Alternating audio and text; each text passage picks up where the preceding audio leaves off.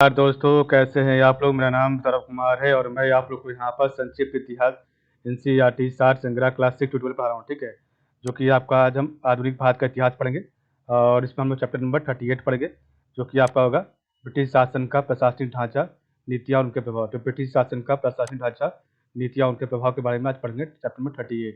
ठीक है, तो इसका पहला वीडियो का पार्ट नंबर पहला वीडियो आएगा चैप्टर नंबर 38 का। तो ब्रिटिश शासन का प्रशासनिक ढांचा, नीतियाँ और उनका प्रभाव क्या है पढ़ते हैं। ठीक है, इसके बारे में जो भी हम यहाँ पर लिखा गया उसको पढ़ेंगे, जो है लाइन बाय लाइन पढ़ेंगे। ठीक है, तो चलिए स्टार्ट करते हैं आज का हमारा चैप्टर नंबर 38। तो प्रशासनिक ढांचा कैसा था। तो जिन क्षेत्रों पर अंग्रेजों का प्रत्यक्ष शासन स्थापित हुआ उन्हें 3 प्रेसिडेंसी और प्रांतों में बांटा गया। बंगाल, मद्रास और बम्बई। और 1853 ईस्वी में 1853 ईस्वी में बिहार के पश्चिमी क्षेत्र को बंगाल प्रेसिडेंसी से अलग कर उसे प्रशासन की एक नई पृथक इकाई बनाकर पश्चिम उत्तर प्रांत नाम दिया गया। ठीक है, तो 1853 में बिहार के पश्चिमी क्षेत्र में पश्चिमी क्षेत्र को बंगाल प्रेसिडेंसी अलग कर उसे प्रशासन की एक पृथक इकाई बनाकर पश्चिमोत्तर प्रांत नाम दिया गया। प्रारंभ में ब्रिटिश क्षेत्रों का प्रशासन पूर्णतः कंपनी के हाथ में था, परंतु कालांतर में इस पर ब्रिटिश सरकार का नियंत्रण स्थापित हो गया। प्रारंभ में कंपनी के अधिकारी ही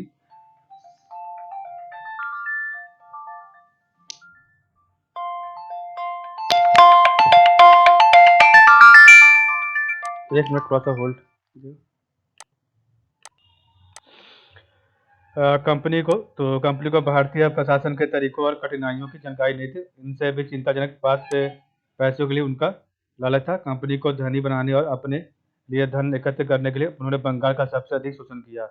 परिणाम स्वरूप बंगाल की आर्थिक स्थिति दयनीय हो गई। ठीक है, किसानों और जमींदारों से उन्होंने स्थानीय छोटे व्यापारियों व दस्तकारों को अपना माल कम कीमतों पर बेचने के लिए बाध्य किया। इसके फलस्वरूप लोग राजस्व वसूल करने वाले अधिकारियों को परदेशी यमदूत मानने लगे थे। इस स्थिति का लाभ उठाकर कंपनी के अधिकारियों ने व्यक्तिगत धन जमा किया और नौकरी से अवकाश लेकर इंग्लैंड लौटने पर वे आरामदायक जीवन व्यतीत करने लगे। इंग्लैंड के लोग उन्हें नवाब कहकर पुकारते थे। ठीक है, इधर भारत में आम जनता का जीवन अत्यधिक दुखमय होता गया। अब विपत्ति के दिनों के लिए वे कुछ भी बचा कर रखने में असमर्थ हो गए। इसके परिणाम स्वरूप उन्हें 1770 से 71 के अकाल में भुगतने पड़े और अकाल से बंगाल में लगभग 1/3 लोगों की मृत्यु हो गई। उसके बाद आपका है रेगुलेटिंग एक्ट। तो आपका रेगुलेटिंग एक्ट जो कि आपका 1723 ईस्वी में आया था। ठीक है, तो कुशासन के कारण बंगाल में बृहद स्तर पर अव्यवस्था फैल गई। तो कुशासन के कारण बंगाल में बृहद स्तर पर अव्यवस्था फैल गई। अतः ब्रिटिश संसद को बाद होकर इंडिया कंपनी के मामलों की जांच करनी पड़ी, जिससे ज्ञात हुआ कि कंपनी के कुछ अधिकारी बड़े पैमाने पर भ्रष्टाचार में लिप्त थे। ठीक है, उस समय कंपनी वित्तीय संकट में थी तथा उसने ब्रिटिश सरकार से 10 लाख पाउंड ऋण मांगा था। ब्रिटिश सरकार ने महसूस किया कि भारत में कंपनी की व्यापारिक गतिविधियों पर नियंत्रण रखना जरूरी है, इसलिए 73 में रेगुलेटिंग एक्ट नियमन कानून बना। भारत के मामलों में ब्रिटिश सरकार का यह पहला प्रत्यक्ष हस्तक्षेप था। कंपनी के हाथों से राजनीतिक सत्ता छीन लेने के उद्देश्य से ब्रिटिश सरकार ने यह पहला कदम उठाया था। ठीक है, कंपनी के निदेशकों डायरेक्टरों से कहा गया कि वे असैनिक और राजस्व संबंधी सभी प्रकार के साक्ष्य ब्रिटिश सरकार के सामने प्रस्तुत करें। ठीक है,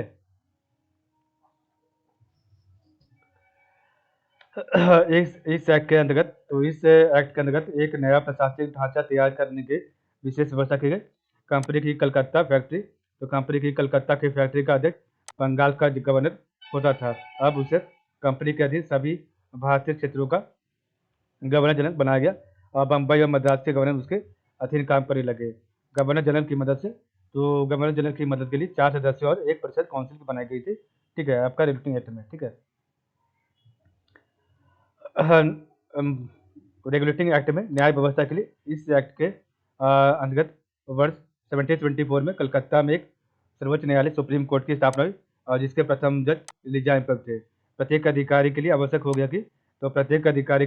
गया कि वह इंग्लैंड वापस लौटते समय अपनी संपत्ति का ब्यौरा दे, परंतु रेगुलेटिंग एक्ट की कमियां जल्द ही स्पष्ट हो गई थी। ठीक है, नेक्स्ट आपका आया पिट्स इंडिया एक्ट। तो आपका पिट्स इंडिया एक्ट 1784 में आया था, ठीक है। तो यह अधिनियम कंपनी द्वारा अधिग्रहित भारतीय राज क्षेत्रों पर ब्रिटिश राज के स्वामित्व दावे का पहला वैधानिक दस्तावेज था। तो आपका पिट्स इंडिया एक्ट जो है कंपनी द्वारा अधिग्रहित भारतीय राज क्षेत्र पर ब्रिटिश ताज के स्वामित्व के दावे का पहला वैधानिक दस्तावेज था, ठीक है। इस एक्ट के माध्यम से कंपनी के व्यापारिक एवं राजनीतिक क्रियाकलापों को अलग अलग कर दिया गया था। व्यापारिक क्रियाकलापों को कंपनी के निर्देशकों के हाथों में यथावत रखते हुए राजनीतिक क्रियाकलापों, सैनिक, असैनिक व राजस्व के संबंधी के नियंत्रण एवं पर्यवेक्षण हेतु इंग्लैंड में एक 6 सदस्यीय नियंत्रक मंडल बोर्ड ऑफ कंट्रोल की स्थापना की गई, ठीक है। 1786 का अधिनियम।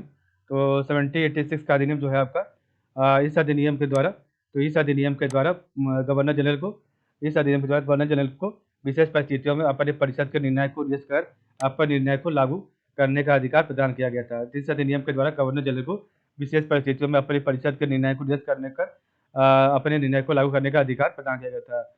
और इस अधिनियम तो 1786 का अधिनियम में गवर्नर जनरल का प्रधान सेनापति को शक्तियां प्रदान की गई थी, ठीक है।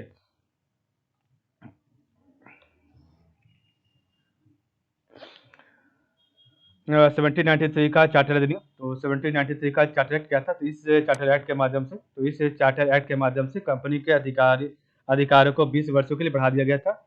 और इस एक्ट में नियंत्रक मंडल के सदस्यों को भारतीय राजस्व से वेतन देने की व्यवस्था की गई थी, ठीक है। और ब्रिटिश भारतीय क्षेत्रों में लिखित विधियों द्वारा प्रशासन की नींव रखी गई थी। और सभी कानूनों व विनियमों की व्याख्या का अधिकार न्यायालय को प्रदान किया गया था। नेक्स्ट आपका चार्टर एक्ट 1813। तो आपका चार्टर एक्ट 1813 क्या है? तो इस एक्ट के द्वारा भारत में कंपनी के व्यापारिक एकाधिकार को समाप्त करके कुछ प्रतिबंधों के साथ समस्त अंग्रेजों को भारत से व्यापार करने की खुली छूट प्राप्त हुई थी, किंतु कंपनी का चाय एवं चीन के साथ व्यापार पर एकाधिकार बना रहा, ठीक है। भारतीय राजस्व से व्यय करने के लिए नियम एवं पद्धतियां बनाई गई। और इस चार्टर ने कलकत्ता, बम्बई और मद्रास की सरकारों द्वारा जो आपका बनाई गई विधियों का ब्रिटिश संसद द्वारा अनुमोदन किया जाना अनिवार्य बना दिया गया था। 1833 का चार्टर अधिनियम। तो 1833 का चार्टर अधिनियम इसने बंगाल के गवर्नर जनरल को भारत का गवर्नर जनरल बना दिया। और इसमें सभी नागरिकों एवं सैन्य शक्तियां निहित थी। इस अधिनियम में पहली बार ऐसी सरकार का निर्माण किया गया जिसका ब्रिटिश आधिपत्य वाले संपूर्ण भारतीय क्षेत्र पर पूर्ण नियंत्रण था। इस अधिनियम के द्वारा कंपनी का चाय व चीन के साथ व्यापार प्रतिबंध हो गया था। इस अधिनियम में मद्रास और बम्बई के गवर्नरों को विधायिका संबंधी शक्ति से वंचित कर दिया गया। और भारत के गवर्नर जनरल को पूरे ब्रिटिश भारत में विधायिका के असीमित अधिकार प्रदान किए गए थे। इसके अंतर्गत पहले बनाए गए कानून को नियामक कानून रेगुलेटरी लॉज कहा गया एवं नए कानून के अंतर्गत बने कानूनों को अधिनियम एक्ट कहा गया, ठीक है। इस अधिनियम की सबसे महत्वपूर्ण धारा 87 थी, जिसके द्वारा जाति वर्ण के आधार पर सरकारी पदों पर चयन में भेदभाव समाप्त कर दिया गया था 1833 में, ठीक है।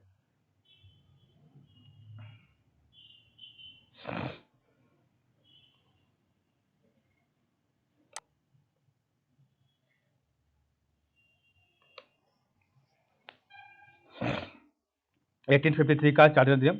1853 का चार्टर अधिनियम क्या था? इस अधिनियम के द्वारा तो आपका 1853 का चार्टर अधिनियम द्वारा विधायी कार्यों को प्रशासनिक कार्यों से अलग करने की व्यवस्था की गई, ठीक है। और 1853 का चार्टर अधिनियम विधि निर्माण हेतु भारत के लिए एक अलग से 12 सदस्यीय Vidhan Parishad all India legislative council की स्थापना की गई। विभिन्न क्षेत्रों व प्रांतों के प्रतिनिधियों को इसका सदस्य बनाकर सर्वप्रथम क्षेत्रीय प्रतिनिधित्व का सिद्धांत लागू किया गया। परिषद की इस शाखा ने निम्न संसद की तरह कार्य किया, ठीक है। तो विभिन्न क्षेत्रों व प्रांतों के प्रतिनिधियों को इसका सदस्य बनाकर सर्वप्रथम क्षेत्रीय प्रतिनिधित्व का सिद्धांत लागू किया गया। और परिषद को इस शाखा ने निम्न संसद की तरह कार्य किया, ठीक है। गवर्नर जनरल की परिषद में 6 नए सदस्यों में से 4 का चुनाव बंगाल, मद्रास, बम्बई और आगरा की स्थानीय प्रांतीय सरकारों द्वारा किया गया था। ठीक है, तब गवर्नर जनरल की परिषद में 6 नए सदस्यों में से 4 का चुनाव बंगाल, मद्रास, बम्बई और आगरा की स्थानीय प्रांतीय सरकारों से किया गया था। ठीक है,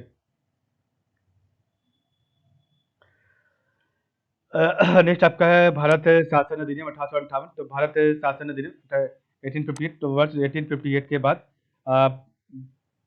ब्रिटिश शासन के अंतर्गत भारत पे किए गए सुधारों का मुख्य उद्देश्य 1857 का विद्रोह जैसी घटना के पुनरावृत्ति को रोकना तथा साथ ही एक प्रशासनिक व्यवस्था को स्थापित करके बाद का उपयोग ब्रिटिश औपनिवेशिक हित में करना था। ठीक है, इस अधिनियम के अंतर्गत भारत का शासन प्रत्यक्ष रूप से महारानी विक्टोरिया के अधीन हो गया था। तो इस अधिनियम के अंतर्गत भारत का शासन प्रत्यक्ष रूप से महारानी विक्टोरिया के अधीन हो गया था।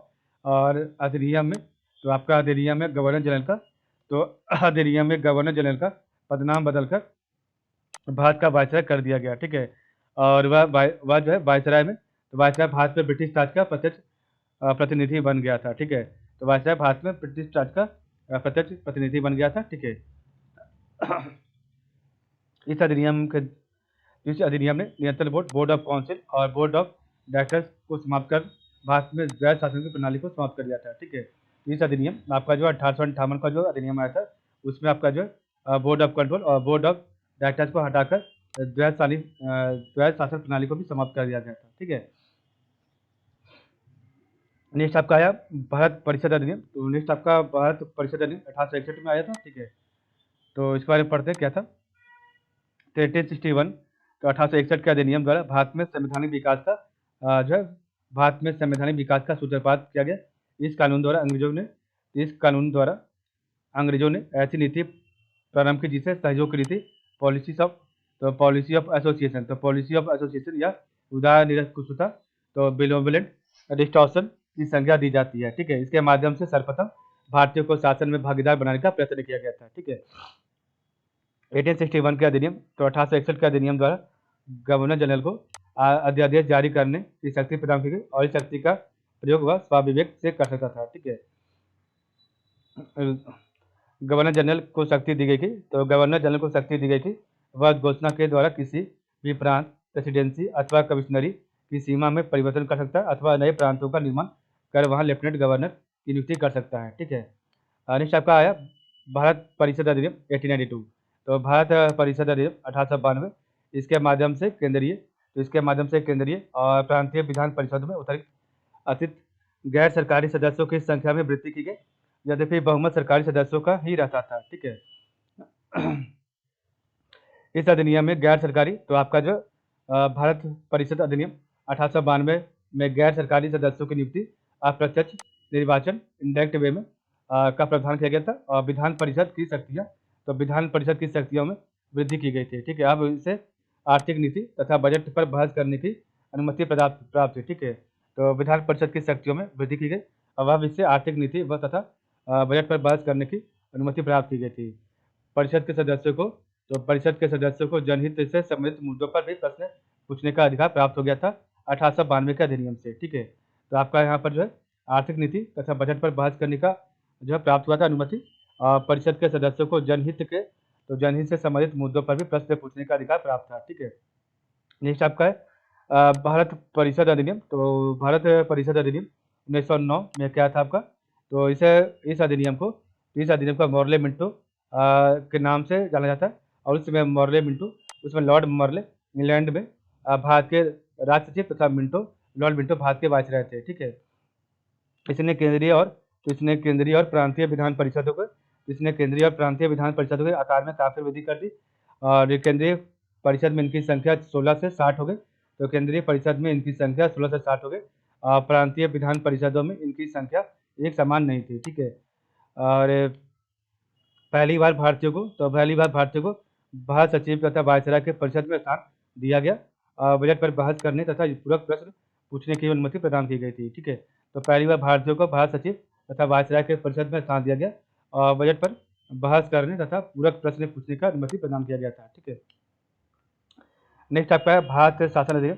तो भारत शासन अधिनियम 1919। तो भारत शासन अधिनियम 1919। ठीक है, तो 1919 के अधिनियम के तो मोंटेग्यू चेम्सफोर्ड सुधार कहते हैं क्योंकि इस अधिनियम के जन्मदाता भारत सचिव मॉन्टेग्यू और भारत में गवर्नर जनरल चेम्सफोर्ड थे। ठीक है,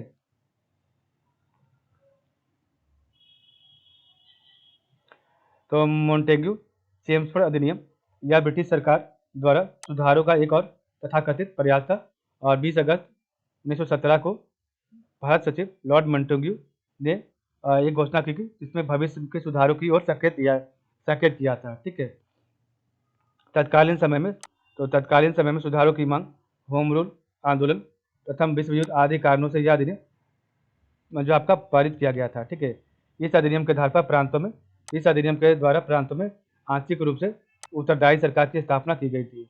इस अधिनियम से प्रांतों में द्वैध शासन प्रणाली स्थापित हो गई थी। इस अधिनियम के द्वारा केंद्र में द्विसदनात्मक विधायिका स्थापित की गई, अर्थात केंद्रीय विधान परिषद का स्थान राज्य परिषद, उच्च सदन एवं विधानसभा निम्न सदन वाले द्विसदनात्मक विधानमंडल ने ले लिया था। ठीक है, तो इस अधिनियम के द्वारा केंद्र में द्विसदनात्मक विधायिका, ठीक है, और स्थापित की गई, अर्थात केंद्रीय विधान परिषद का स्थान राज्य परिषद, उच्च सदन एवं विधानसभा निम्न सदन वाले द्विसदनात्मक विधानमंडल ने ले लिया था। ठीक है,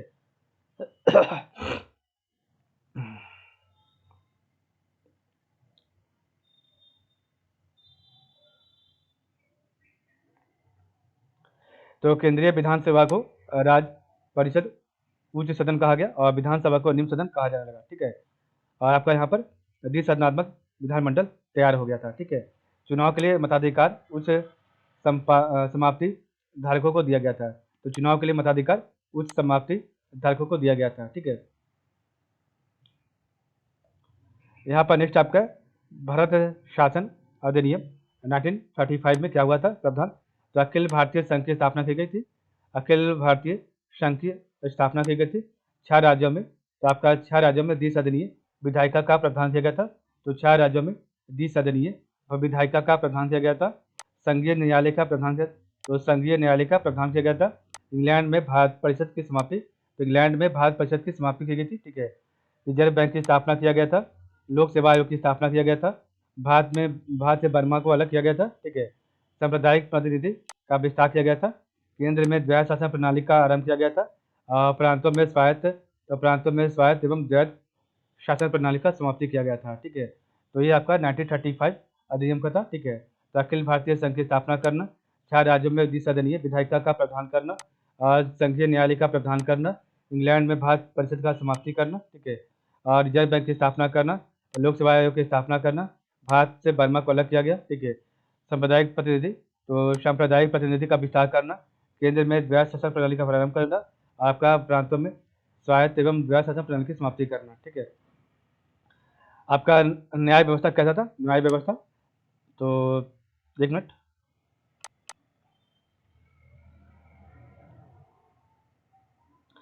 तो हमारा यहाँ पर एक बॉक्स छूटा तो उसको पढ़ते हैं। तो भारत का संवैधानिक विकास कैसे हुआ था हमने पढ़ा भी पूरा। तो आपका सबसे पहले इधर ब्रिटिश ईस्ट इंडिया कंपनी के अंतर्गत भारत, जो कि आपका 1723 से लेकर 1853 तक चला। ठीक है, उसमें आपके क्या क्या प्रावधान किए गए, तो सबसे पहले आपका आया था रेगुलेटिंग एक्ट 1723 में, उसका आपका पिट्स इंडिया एक्ट 1784 में, उसका आपका चार्टर एक्ट 1813 में, उसका आपका चार्टर एक्ट 1833 में, उसके बाद आपका चार्टर एक्ट 1853 में आया था। ठीक है, तो रेगुलेटिंग एक्ट 1723 में, पिट्स इंडिया एक्ट 1784 में, चार्टर एक्ट 1793 में, चार्टर एक्ट 1813 में, आपका नेक्स्ट फिर दोबारा चार्टर एक्ट 1833 में, और लास्ट में आपका चार्टर एक्ट 1853 में आया था। ठीक है, ब्रिटिश क्राउन के अंतर्गत आपका जो बदलाव किया गया था, जो कि भारत में 1858 से लेकर 1947 तक। ठीक है, तो ये आपका ब्रिटिश क्राउन के अंतर्गत किया गया था। तो सबसे पहले गवर्नमेंट ऑफ इंडिया का है 1858 में, उसके बाद आपका इंडियन काउंसिल एक्ट 1861 में, इंडियन काउंसिल एक्ट 1892 में, इंडियन काउंसिल एक्ट 1909 में, जिसे मॉर्ले मिंटो सुधार कहते हैं, गवर्नमेंट ऑफ इंडिया 1919 में, तो गवर्नमेंट ऑफ इंडिया 1919 में, जिसे मॉन्टेग्यू चेम्सफोर्ड सुधार कहते हैं, गवर्नमेंट ऑफ इंडिया 1935 में, उसके बाद आपका अगस्त प्रस्ताव 1940 में, क्रिप्स मिशन 1942 में, कैबिनेट मिशन 1946 में, और आपका जो माउंट मोटेड योजना 1947 में आया था। ठीक है, तो अगस्त प्रस्ताव 1940 में, क्रिप्स मिशन 1942 में, कैबिनेट प्रस्ताव 1946 में, और माउंट बेटन योजना 1947 में आया था। ठीक है, आगे पढ़ते हम लोग, न्याय व्यवस्था क्या था आपका ब्रिटिश शासन के समय में, तो उसके बारे में पढ़ेंगे। ठीक है,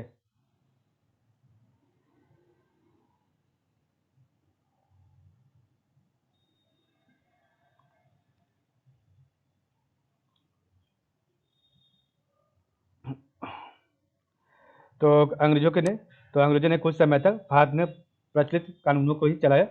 भारतीय परंपरा के अनुसार विवाह और उत्तराधिकार आदि से संबंधित कानून रीति रिवाजों और धर्मशास्त्रों पर आधारित थे। राजस्व और अपराधों से संबंधित मुकदमों का निर्णय शासक या उनके द्वारा नियुक्त न्यायाधीश करते थे, और अंग्रेजों ने इस व्यवस्था में दखल देना उचित नहीं समझा। 1774 में स्थापित सुप्रीम कोर्ट के अंग्रेज न्यायाधीशों ने कुछ समय तक अंग्रेजी कानून लागू करने का प्रयत्न किया, लेकिन इस कानून को न तो कंपनी की सरकार को पसंद किया और न ही भारतीय जनता को पसंद किया था। ठीक है, 1781 में 1781 में एक्ट 1781 के एक्ट द्वारा अंग्रेजी कानून के प्रयोग को मात्र अंग्रेजों तक सीमित कर दिया गया, परंतु बदली हुई परिस्थितियों में भारतीय प्रजा के लिए सुनिश्चित कानूनों की आवश्यकता महसूस की गई थी। ठीक है, 1793 में बंगाल रेगुलेशन एक्ट, तो 1793 में बंगाल रेगुलेशन एक्ट, जिसके अनुसार न्यायालयों में भारतीयों के निजी और स्वामित्व अधिकारों के पक्ष में निर्णय होने लगे थे। इस रेगुलेशन एक्ट के पर्याप्त सीमा तक हिंदुओं और मुसलमानों के व्यक्तिगत कानूनों को सम्मिलित किया गया था। ठीक है, रेगुलेशन एक्ट, तो आपका जो रेगुलेशन एक्ट को अंग्रेजी और भारतीय भाषाओं में प्रकाशित किया गया। पारंपरिक प्रथाओं और शासक की अनुमति पर आधारित न्याय व्यवस्था के आधार पर लिखित कानून और नियमों की न्याय व्यवस्था अस्तित्व में आ गई। भारतीय कानून व्यवस्था, तो आपकी भारतीय कानून व्यवस्था और न्यायिक कार्य प्रणाली को व्यवस्थित बनाने के लिए 1833 में भारतीय विधि आयोग का गठन किया गया था 1833 में, और प्रत्येक जिले में न्यायालय स्थापित किए गए थे। ठीक है, कानून बनाकर और न्यायालय स्थापित करके जो विधि का शासन अंग्रेजों ने प्रारंभ किया था, वह भारतीयों के लिए एक नया अनुभव था। इस नवीन प्रभुसत्ता को भारतीय लोगों कंपनी बहादुर कहते थे। ठीक है, ब्रिटिश सरकार का बढ़ता नियंत्रण, तो ब्रिटिश सरकार का नियंत्रण कैसे बढ़ता गया, तो 19वीं शताब्दी के पूर्वार्ध तक कंपनी का प्रभाव धीरे धीरे कम हो गया, और 1813 में भारत के साथ व्यक्तिगत व्यापार करने का कंपनी का विशेषाधिकार प्रारंभ हो गया, और भारतीय व्यापार सभी अंग्रेजों के लिए खोल दिया गया था। ठीक है, 1813 के बाद भी चीन के साथ चाय के व्यापार पर कंपनी का एकाधिकार कायम रहा, और 1833 के चार्टर एक्ट ने कंपनी को व्यापारिक एकाधिकार चाय तथा चीन के साथ व्यापार को समाप्त कर दिया था। ठीक है, ब्रिटिश सरकार भारत पर अपने नियंत्रण को बढ़ाना चाहती थी। इसके लिए ब्रिटिश भारत के प्रशासनिक ढांचे का केंद्रीकरण किया गया। 1833 के चार्टर एक्ट ने भारत के ब्रिटिश प्रदेशों के सैनिक और असैनिक प्रशासन की सभी अधिकार गवर्नर जनरल को और उसकी परिषद काउंसिल को सौंप दिया गया था। इस केंद्रीय प्रशासन प्रणाली के कारण ब्रिटिश भारत के प्रशासन प्रणाली पर गवर्नर जनरल और उसकी परिषद का पूर्ण आधिपत्य स्थापित हो गया था। ठीक है, अंग्रेजों की आर्थिक नीतियां एवं उनके प्रभाव क्या थे, तो अंग्रेजों ने जिन आर्थिक नीतियों को अपनाया, उनके कारण भू राजस्व प्रणाली, कृषि, व्यापार और उद्योग के क्षेत्र में अनेक परिवर्तन हुए थे। ठीक है, ग्रामीण अर्थव्यवस्था पर क्या प्रभाव पड़ा, तो भारत के गांव लगभग आत्मनिर्भर थे। वे खाने पीने की चीजें स्वयं पैदा करते थे तथा अपने औजार बर्तन आदि स्वयं बनाते थे। ठीक है, गांव में रहने वाले विवादों पर निपटारा पंचायतों और जाति पंचायतें करती थी, और बाकी कुछ ही वस्तुओं की गांव के लोगों को आवश्यकता पड़ती थी, जैसे नमक, अच्छी गुणवत्ता का कपड़ा, धातुओं के औजार और श्रीमांतों के लिए सोना व चांदी। ठीक है, सोना व चांदी। किसान परिवार कृषि करते थे तथा अपनी उपज का एक हिस्सा राजस्व के रूप में शासक को दे देते। भूमि के मामले में उनके कुछ विशेषाधिकार थे, और उन्होंने भूमि से बेदखल नहीं किया जा सकता था। राज सामान्यतः गांव के प्रधान के द्वारा राजस्व की वसूली करता था। ठीक है, अंग्रेजों ने अपना शासन स्थापित किया तथा अपने अधिकारी और भारतीय एजेंटों के नियंत्रण में पुरानी व्यवस्था जारी रखा। अफसर किसानों को प्रताड़ित करने लगे, जिसके कारण कंपनी की बड़ी बदनामी हुई, और परिणाम स्वरूप उसे अपनी नीति बदलनी पड़ी थी। ठीक है, राजस्व तो राजस्व अधिकारियों पुलिस और न्यायिक अधिकारियों जैसे बाहरी लोगों के व्यापक हस्तक्षेप के द्वारा प्रारंभ हो गए थे। ठीक है, नेक्स्ट आपका है ग्राम पंचायतों की सत्ता समाप्त हो गई। तो ग्राम पंचायतों की सत्ता समाप्त हो गई। राजस्व निश्चित रकम के रूप में वसूल किया जाने लगा था, भले ही उत्पादन कुछ भी क्यों हो ना हो। राजस्व राजस्व की वसूली तो राजस्व की वसूली मुद्रा के रूप में होने लगी, इसलिए किसान ऐसी फसल उगाने के लिए विवश हो गए जिन्हें बाजार में बेचा जा सके। ठीक है, गाँव में कपड़े और अन्य उत्पादित वस्तुएं पहुंचने लगी, तो स्थानीय दस्तकारों के धंधे भी संकट में आ गए। इन सब कारणों से गांव की आत्मनिर्भरता समाप्त हो गई। नई भूमि व्यवस्था, तो आपकी नई भूमि व्यवस्था क्या क्या थी पढ़ते हैं।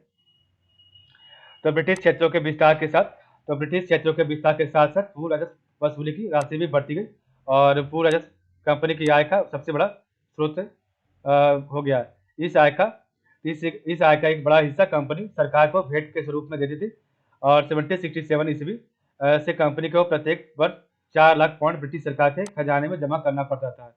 गवर्नर जनरल वारेन हेस्टिंग ने 1772 में बंगाल में व्यय शासन व्यवस्था को समाप्त कर फार्मिंग सिस्टम इजारादारी प्रथा का प्रारंभ भू राजस्व की वसूली के लिए किया। और फार्मिंग सिस्टम के अंतर्गत कंपनी किसी क्षेत्र या जिले के भू राजस्व क्षेत्र से राजस्व वसूली की जिम्मेदारी उसे सौंपती थी, जो सबसे अधिक बोली लगाता था। ठीक है, कंपनी राजस्व का एक भाग बाहर से इंग्लैंड व अन्य देशों को निर्यात करती थी। एक मिनट।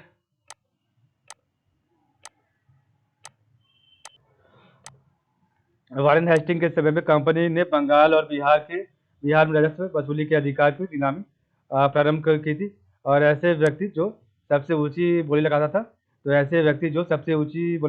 था उसे एक निश्चित क्षेत्र से राजस्व वसूल करने का अधिकार दिए जाते थे। इसे जमींदारी व्यवस्था कहते थे। ठीक है,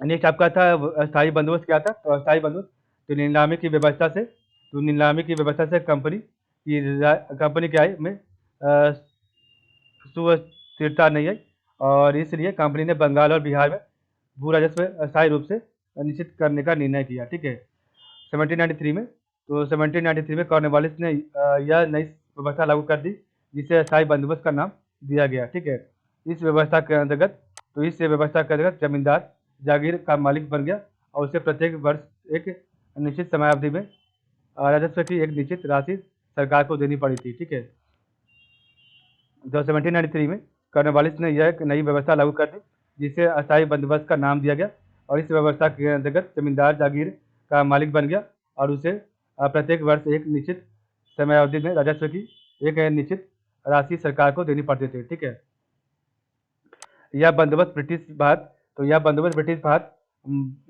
के 19% क्षेत्र पर लागू था और इस बंदोबस्त के अंतर्गत बंगाल, बिहार, उड़ीसा, संयुक्त प्रांत तथा उत्तरी कर्नाटक शामिल थे। ठीक है, जमींदार भूमि के मालिक नहीं होते थे, तो जमींदार भूमि के मालिक नहीं होते थे, न ही वह उसे बेच सकते थे। वे किसानों को जमीन से बेदखल नहीं कर सकते थे। जमींदारों से उनकी भूमि छीनी नहीं जा सकती थी। ठीक है, और जमींदारों से उनकी भूमि छीनी जा सकती थी। ठीक है,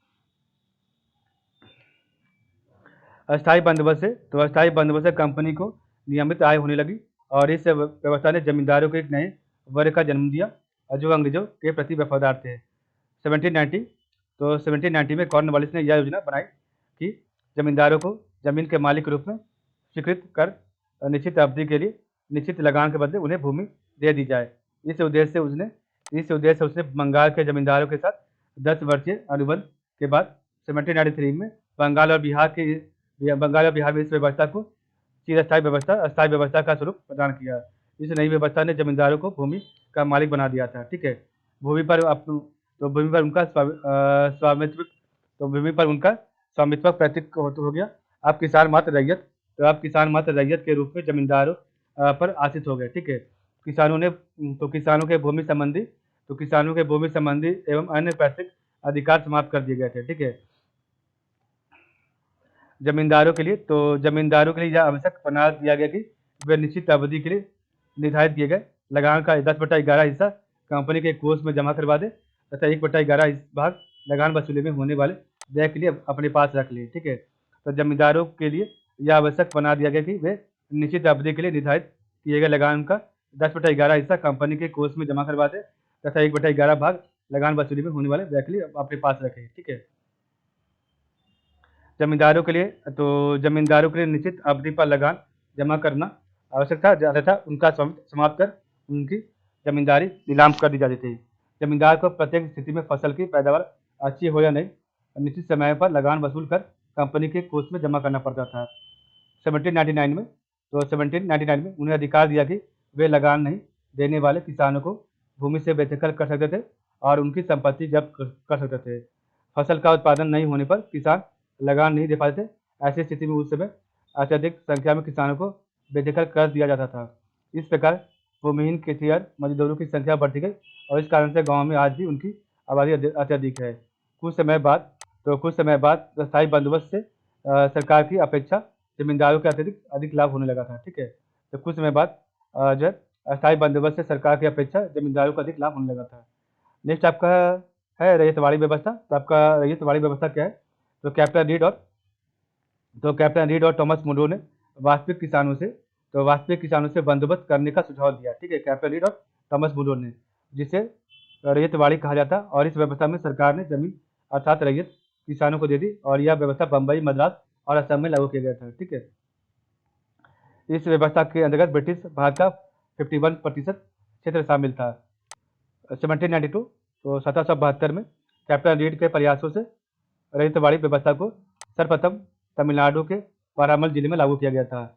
भूमि के उपजाऊपन और फसल की किस्म के आधार पर राजस्व 30 वर्ष तक की अवधि के लिए निश्चित कर दिया गया था और इसके अंतर्गत लगान पर 1/3 भाग दिया गया था। ठीक है, पैदावार की कुल कीमत का लगभग आधा हिस्सा सरकार को मिलता था और इस व्यवस्था से सरकार को सबसे बड़ा जागीरदार बना दिया था। ठीक है,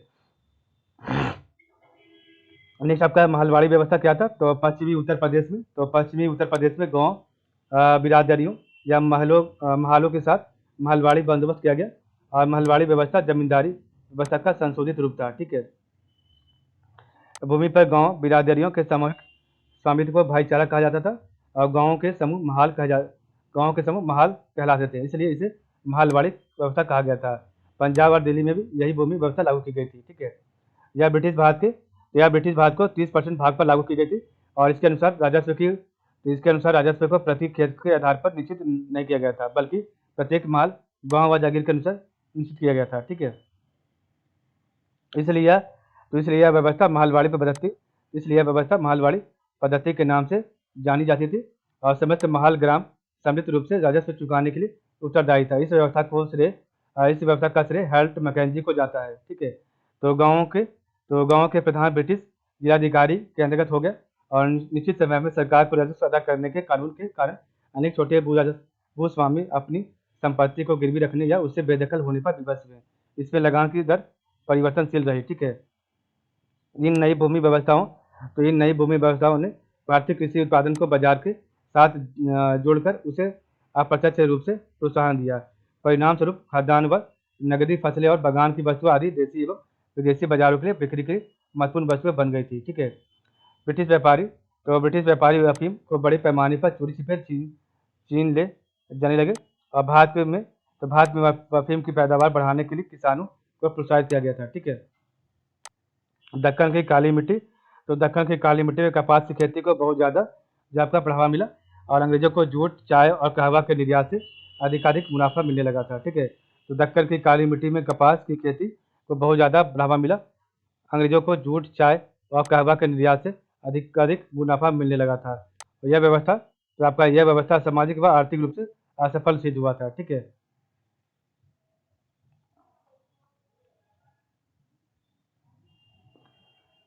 नेक्स्ट आपका ऊपर एक बॉक्स है, उसको पढ़ते क्या था बॉक्स में?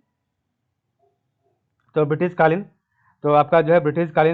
भू राजस्व व्यवस्था क्या था? तो अस्थायी बंदोबस्त, जिसे जमींदारी बंदोबस्त कहते थे, रेतवाड़ी बंदोबस्त और महलवाड़ी बंदोबस्त। ठीक है, तो अस्थायी बंदोबस्त या फिर आपका जमींदारी बंदोबस्त का शुरुआत किया था लॉर्ड कॉर्नवालिस ने 1793 में और इसमें आपका बंगाल, बिहार, उड़ीसा, उत्तर प्रदेश, बनारस व उत्तरी कर्नाटक का क्षेत्र शामिल था और समस्त अंग्रेजी भारत का 19% हिस्सा 19% क्षेत्र शामिल था।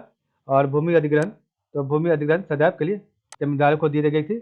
और ब्रिटिश सरकार को, तो ब्रिटिश सरकार को राजस्व देने के, तो ब्रिटिश सरकार को राजस्व देने की जिम्मेदारी जमींदारों को होती थी इसमें, ठीक है।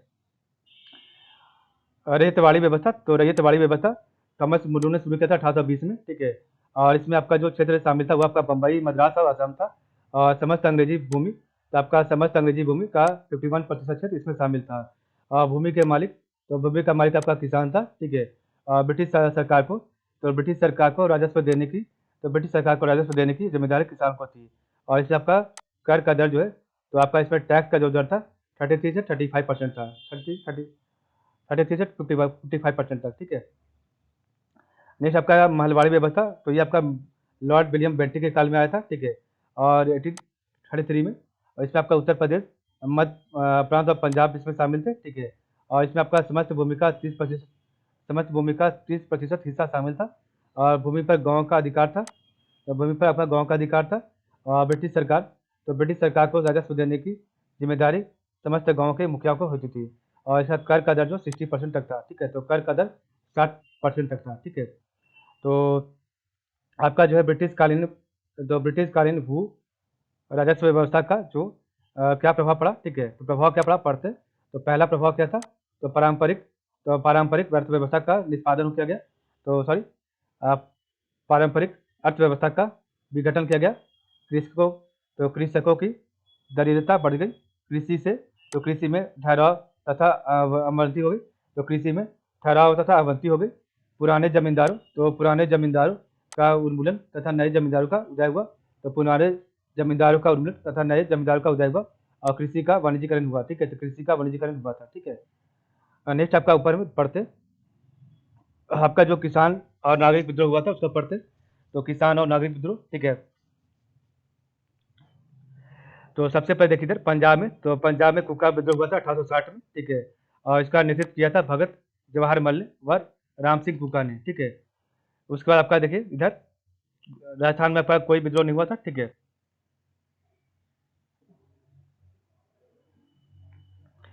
इधर आपका जो है झारखंड में, तो आपका झारखंड में जो विद्रोह उसका नाम था कोल विद्रोह 1831 में। इसका नेतृत्व किया था बुद्धो भगत ने।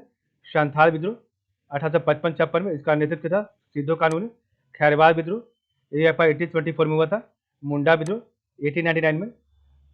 ताना भगत आंदोलन 1914 में, इसका नेतृत्व किया था जतरा भगत ने। युवान व जुआंग विद्रोह, तो युवान व जुआंग विद्रोह 1867 1868 में, इसका नेतृत्व किया था रन्ना नायक ने, ठीक है। और नेक्स्ट आपका है बिहार में आपका जो विद्रोह हुआ उसका नाम था चेरो विद्रोह, तो आपका चेरो विद्रोह हुआ था 1801 में। और इसका नेतृत्व किया था भूषण सिंह ने, ठीक है। और भी आपके विद्रोह हुए थे, एक तो बहाबी विद्रोह हुआ था आपका 1830 से 1860 के बीच में। और इसका नेतृत्व किया था सैयद अहमद बरेलवी ने, ठीक है। यूपी में तो आपका जो है यूपी नहीं,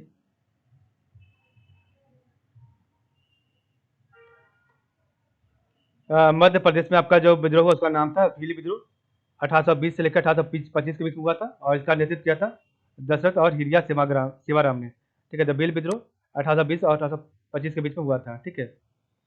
नेक्स्ट आपका इधर देखते हैं, तो असम में आपका जो विद्रोह हुआ, तो असम में आपका विद्रोह का नाम था अहोम विद्रोह 1828 में। और इसका नेतृत्व किया था गोमधर कन्वर ने। और आपका खांसी विद्रोह हुआ था 1828 से लेकर 1833 के बीच में। इसका नेतृत्व किया था राजा तीरथ सिंह ने, ठीक है। नागालैंड में, तो नागालैंड में जो विद्रोह हुआ उसका नाम था नागा विद्रोह 1931 में। और इसका नेतृत्व किया था रानी गैंडेलियो ने, ठीक है। मणिपुर में आपका विद्रोह हुआ था कुकी विद्रोह 1917 में। तो मणिपुर में कुकी विद्रोह 1917 में हुआ था, ठीक है। आपका पंजाब में हुआ था कुका विद्रोह 1860 में, ठीक है। ध्यान दीजिएगा दोनों में अंतर है, ठीक है। नेक्स्ट आपका है जो है पश्चिम बंगाल में जो आपका विद्रोह हुआ किसान विद्रोह, तो आपका देखिए सबसे पहले सन्यासी विद्रोह 1770 में। और इसका नेतृत्व किया था सन्यासी लोग जो कि गिरी संप्रदाय के लोग थे, ठीक है। फकीर विद्रोह 1776 में, इसका नेतृत्व किया था मजनू शाह चिराग ने, ठीक है। तो मजनू शाह चिराग ने किया था। और नेक्स्ट आपका पागलपंथी विद्रोह 1813 में हुआ था।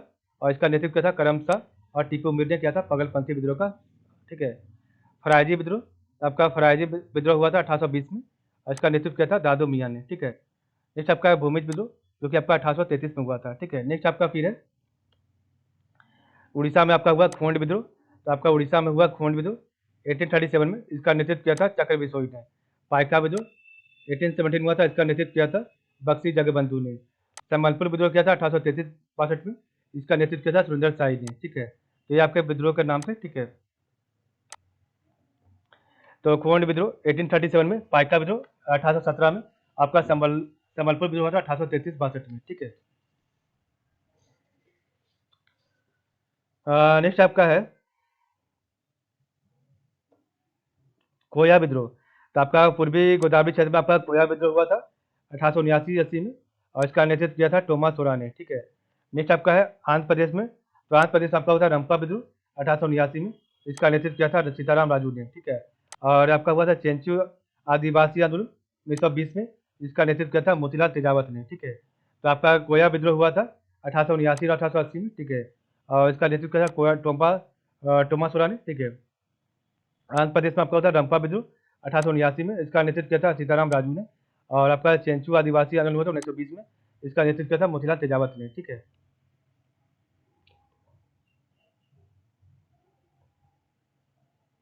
नेक्स्ट आपका है नीचे देखते हैं। तो आपका तमिलनाडु में हुआ था पोलीगर का विद्रोह।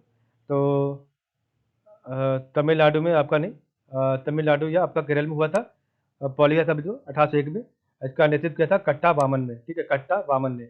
गंजाम विद्रोह आपका 1805 हुआ था, इसका नेतृत्व किया था सीकर भंज ने। नेक्स्ट आपका है कर्नाटक में, आपका जो विद्रोह हुआ उसका नाम था कित्तूर विद्रोह 1824 से 1829 के बीच में, इसका नेतृत्व किया था चेन्नम्मा रैपा ने। पश्चिमी घाट में आपका जो विद्रोह हुआ उसका नाम था रामोसी विद्रोह 1822 में, इसका नेतृत्व किया था चित्तर सिंह वासुदेव बलवंत फड़के ने। और महाराष्ट्र में आपका विद्रोह हुआ उसका नाम था गडकरी विद्रोह 1844 में, इसका नेतृत्व किया था बाबाजी हरिकर, और ये गडकरी मराठा जिले के संरक्षक थे। ठीक है,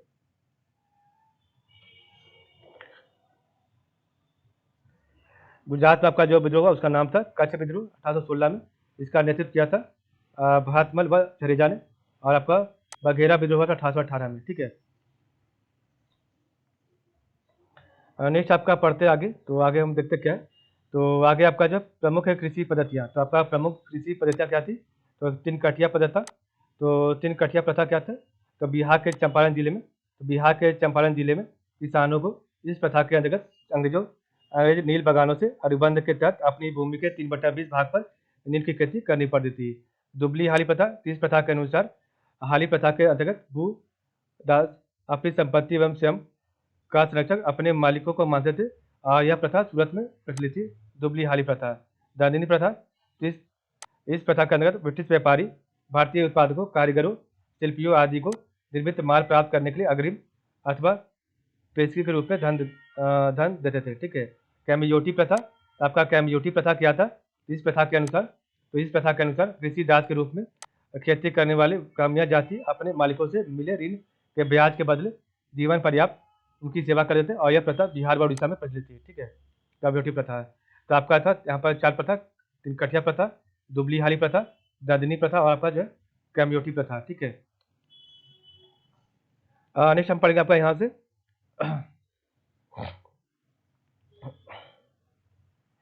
उद्योग और व्यापार। तो आपका ब्रिटिश काल के समय में उद्योग और व्यापार कैसा था।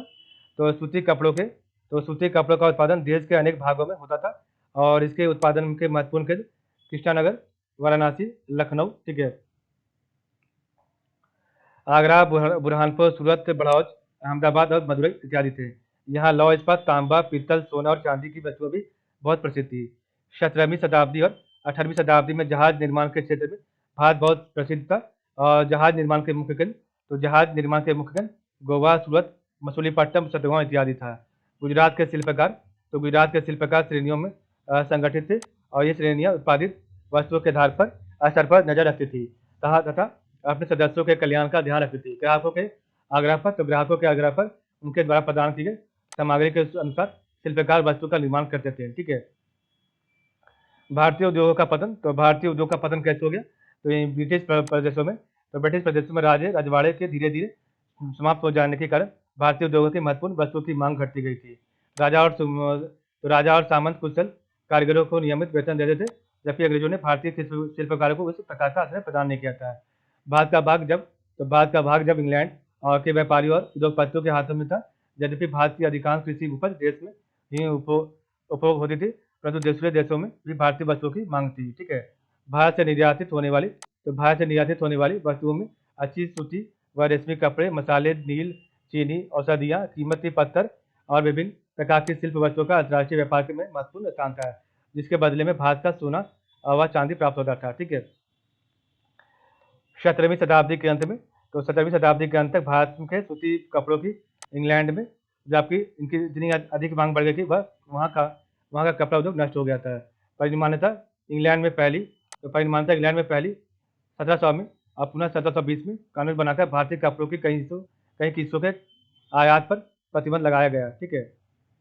इन प्रतिबंधों का भारतीय कपड़ा उद्योग पर बहुत नकारात्मक प्रभाव पड़ा और फिर भी सूती व रेशमी वस्तुओं का और कुछ अन्य वस्तुओं का निर्यात व्यापार चलता रहा था। इस दौरान इंग्लैंड में कपड़ा उद्योग का विकास तीव्र गति से हो रहा था और इस उद्योग ने भारतीय कपड़ों के किस्मों में से प्रतिस्पर्धा करने की कोशिश की थी। ठीक है। लखनऊ में बनने वाली चीटें को इंग्लैंड की महिलाओं बहुत पसंद करती थी। 1754 ईस्वी तक अंग्रेज यह दावा करने लगे कि वे भारतीय दस्तकारों से बेहतर छपाई कर सकते। औद्योगिक क्रांति और नई मशीनों ने इंग्लैंड में के कपड़ा उद्योग की मदद की, इससे भारतीय कपड़ों का निर्यात की स्थिति बिगड़ गई थी। ठीक है। ब्रिटिश व्यापारियों और उत्पादकों के हितों की रक्षा के लिए भारत और इंग्लैंड में कुछ कदम उठाए गए, इससे भारतीय उद्योग की क्षति पहुंची। ठीक है। कंपनी का मुनाफा बढ़ाने के लिए उसके एजेंटों ने कपड़ा और अन्य वस्तुओं के भारतीय उत्पादकों को विवश किया और वे उनसे बाजार भाव से 20 से 40% तक कम कीमत ले। ठीक है। उस समय ढाका मलमल के उत्पादन का सबसे बड़ा केंद्र था। ढाका के उत्पादकों ने कीमतें घटाने का विरोध किया और ऊंची कीमतों की मांग करने पर उनके विरुद्ध बल प्रयोग किया गया था। कंपनी के अधिकारी कपास की कीमत को नियंत्रित करने लगे, तो कपड़ा उत्पादकों की कठिनाई और भी अधिक बढ़ गई। बंगाल में अच्छे किस्म का कपास दक्कन से आता था और कंपनी के अधिकारी दक्कन से थोक में कपास खरीदते थे तथा उसे ऊंची कीमतों पर बंगाल के बुनकरों को बेचते थे। इन सब कारणों से बुनकर समुदाय आर्थिक रूप से निःशक्त हो गया और सूती कपड़ा चौपट हो गया था। मशीन से बने सस्ते सूती कपड़े के आने से भारतीय कपड़ा उद्योग का सबसे बड़ा धक्का लगा था। ठीक है। इंग्लैंड से भारत आने वाली वस्तुओं पर चूंगी नहीं लगती थी और दूसरे भारत से इंग्लैंड पहुंचने वाली वस्तुओं पर वहाँ ऊंची चूंगी लगाई जाती थी। ठीक है। परिवहन और संचार के साधनों में हुए सुधारों से भारत को ब्रिटिश वस्तुओं का बाजार और ब्रिटिश उद्योगों के लिए कच्चे माल का स्रोत बनाने में आसानी हुई। भारत के विभिन्न भागों को बंदरगाहों से जोड़ने वाली सड़कों का पुनर्निर्माण किया गया और नदी परिवहन का भी विकास किया गया। लेकिन परिवहन के क्षेत्र में सबसे महत्वपूर्ण सुधार भारत में रेलवे की शुरुआत थी। ठीक है। डलहौजी के शासनकाल में भारत में पहली रेलवे लाइन 1853 में बम्बई व थाने के बीच में प्रारंभ की गई और इसके अलावा डाक व्यवस्था में सुधार तथा 1853 में टेलीग्राफ की शुरुआत की गई थी। ठीक है। नेक्स्ट आपका सामाजिक कानून। तो लंबे समय तक ब्रिटिश शासकों ने सामाजिक कुरीतियों पर कोई ध्यान नहीं दिया और उनका मुख्य उद्देश्य था भारत का आर्थिक शोषण करना, न कि सामाजिक बुराइयों का दूर करना। इस काल में भारत आए ब्रिटिश प्रशासक मानवतावादी और सुधारवादी विचारों से प्रभावित थे। उन्हीं के प्रयासों से 19वीं शताब्दी के पहले भाग में भारत में कुछ मानवतावादी कदम उठाए गए और इनमें से कुछ भारतीयों ने भी महत्वपूर्ण भूमिका निभाई थी। ठीक है।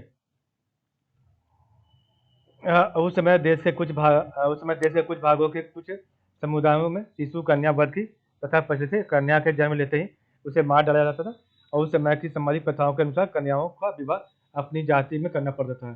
कन्या के विवाह में पिता की बहुत ज़्यादा धन खर्च करना पड़ता था और कन्या का अविवाहित रहना परिवार के लिए कलंक की बात समझी जाती थी। ऐसा न हो इसलिए कई कन्याओं का बचपन में वध कर दिया जाता था। कभी कभी धार्मिक मान्यताओं को पूरा करने के लिए नवजात पुत्र व पुत्री दोनों को पवित्र नदियों में प्रभावित कर दिया जाता था। इस क्रूर प्रथा को बंद करने के लिए सरकार ने कानून बनाए और भारतीय समाज में स्त्रियों की दशा बड़ी दयनीय थी। बहुत छोटी उम्र में उनका विवाह कर दिया जाता था। समाज के कुछ वर्गों में विधवाओं का पुनर्विवाह नहीं होता था, जिस कारण उन्हें कष्ट भरा जीवन व्यतीत करना पड़ता था।